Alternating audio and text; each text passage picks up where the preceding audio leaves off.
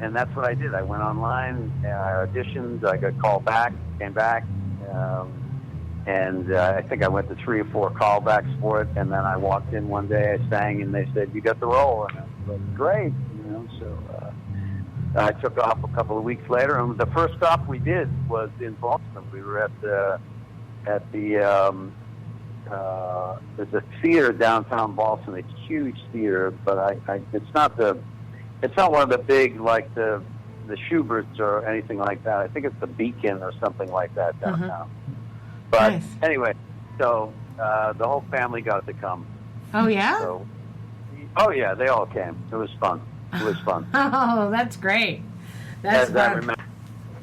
Yeah, your father would come to, he was a great supporter of mine. He was a great brother, my big brother. Amy's father, Ronnie, was my big brother, Ronnie. And when I was growing up, he treated me almost like a father. He took me everywhere. He was a great brother. When I do a play or a musical, Ronnie would come 2-3 times. He would just keep coming back. Yeah. He's a good consumer of the theater, for sure. He consumed all of mine for a long time. Yeah, and your mom, too, of course. And my other brother would come, too. Richie would come all the time. But I had a very supportive family, and Linda, my sister. Nobody on the air knows who these people are, but you do. I was like, you don't know. You don't know who our listen base is. It could be all of them. Exactly. Yeah. Exactly. I was like, they know. Oh, man. That's so great. So at what point was having an agent a thing, or like later on, or is that just something now with film that matters? No. I had an agent in New York. I mean, I had several different agents. A lot of times you'd get with an agency, and they kind of try you out, and they send you out on different calls, and if you don't book something after a certain amount of time, they will drop you or you on to somebody else.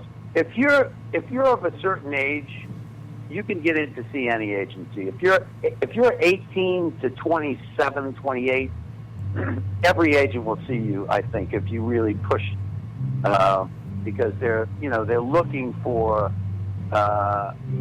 kids that they can basically nurture their careers for them. After a certain age, it's a little harder.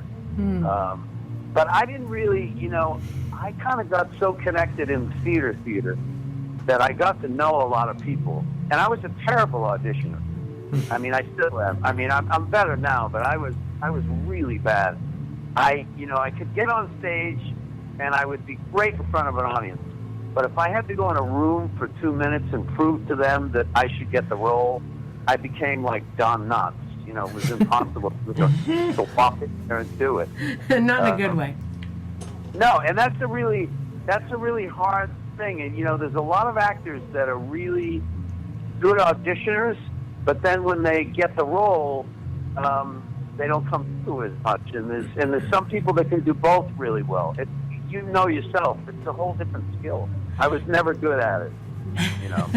But I've gotten much better. Yeah, it's like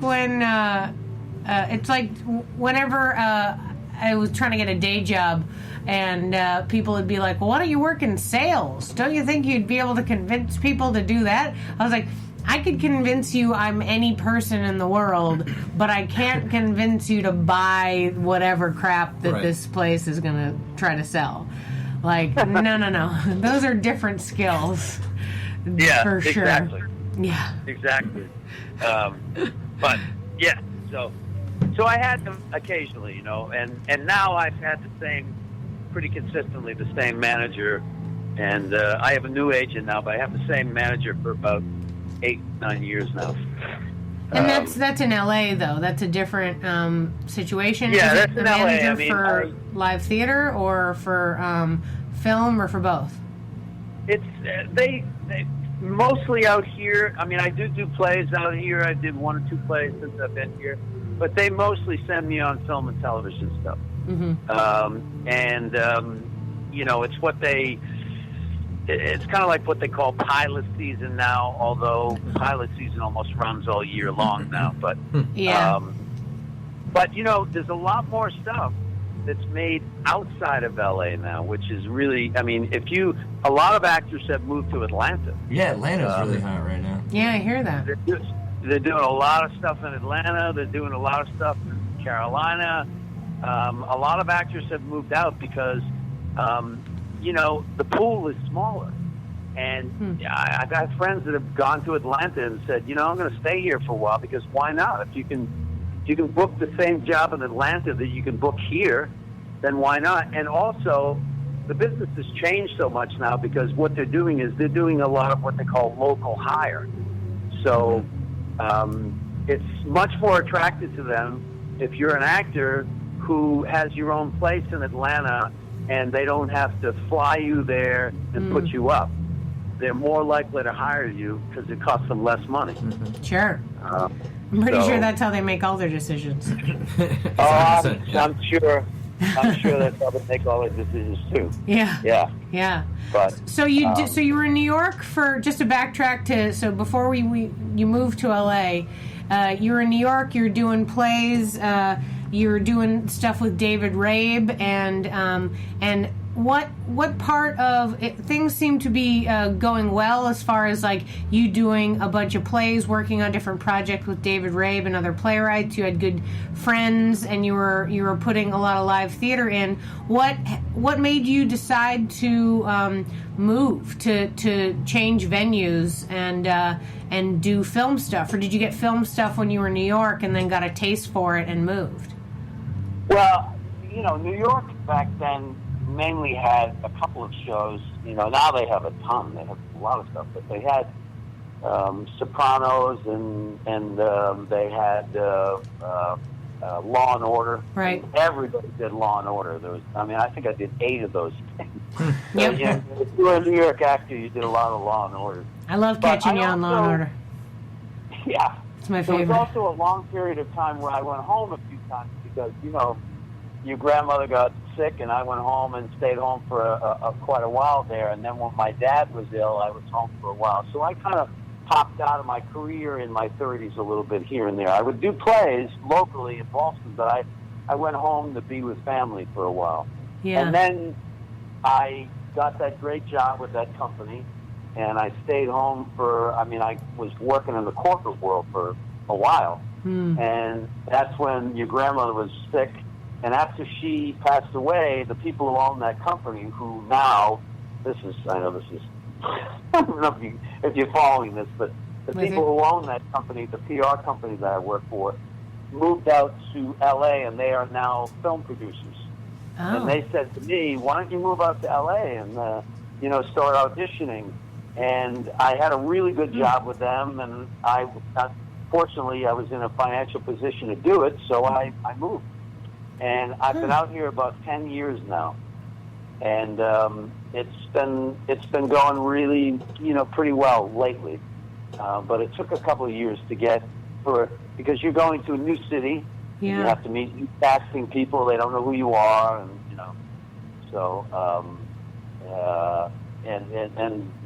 after a certain amount of years, I'm sort of in the pool now, and they know me, and so it's a little bit more consistent, Yeah, how many years did you have to, sort of spend getting to know everybody when you first got there?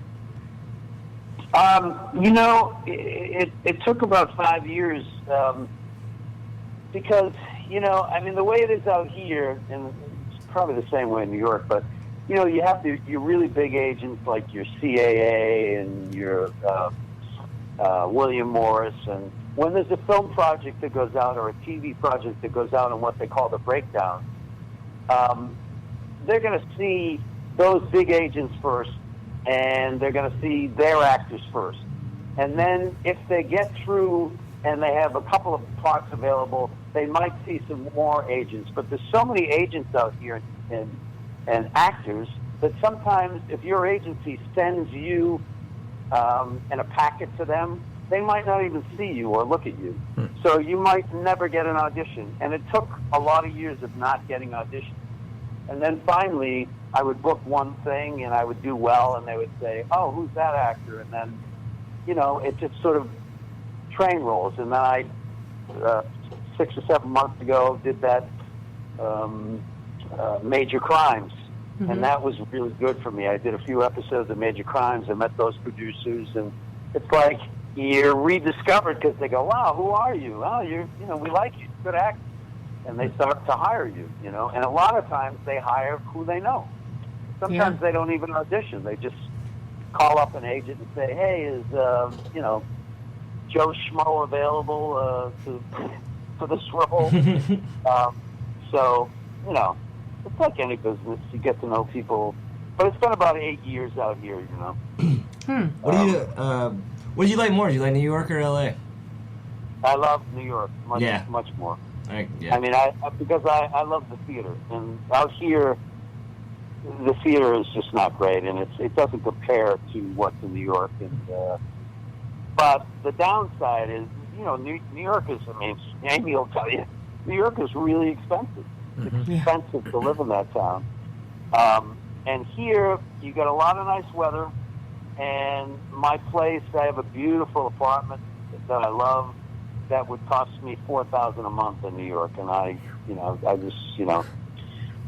couldn't afford it. But here, it's really cool. And I've gathered a bunch of friends out here now. So my life has kind of moved out here. But I miss New York every day. Yeah. I really miss it. I